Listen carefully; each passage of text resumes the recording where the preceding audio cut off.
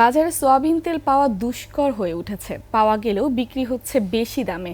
এজন্য সরবরাহ কম থাকাকে দায়ী করছেন বিক্রেতারা। আর এই সপ্তাহের ব্যবধানে চোখ রাঙাচ্ছে মাছ, মুরগি ও গুঁড়ো দুধের দাম। তবে এখনও কিছুটা স্বস্তি সবজির বাজারে। মফিউর রহমানের রিপোর্ট। রাজধানীর মোহাম্মদপুর কৃষি মার্কেট। অধিকাংশ দোকানে নেই বোতলজাত সয়াবিন তেল। কয়েকটি দোকানে পাওয়া গেলেও বিক্রি হচ্ছে সর্বোচ্চ খুচরা মূল্যের চেয়ে বেশি দামে। সংকটে বরাবরের মতো সরবরাহ ঘাটতিকে দুষছেন বিক্রেতারা। তেল পাইতেছি না, বিক্রি করবো কোথা থেকে? ডিলার বলতেছে কোম্পানি আমাদেরকে তেল দেয় নাই, আমরা বাজারজাত করতে পারতেছি। স্বস্তি নেই মাছের বাজারেও।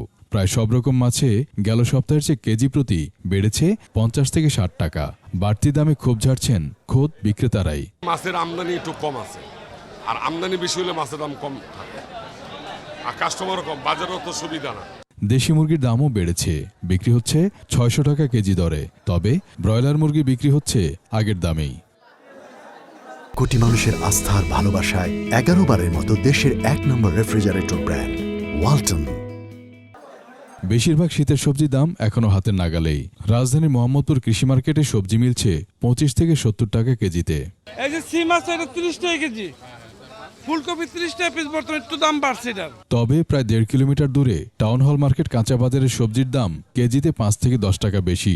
মোহাম্মদপুরটা বাজারে দাম বেশি থাকার কারণে একটাই যে এখানে আপনার নর্মাল মাল আনলে চলবে না, এখানে সব ভালো মাল আনতে হবে, ভালো মাল বিক্রি হবে এখানে। আগের দামে বিক্রি হচ্ছে চাল। মফিউর রহমান, ২১ টেলিভিশন, ঢাকা।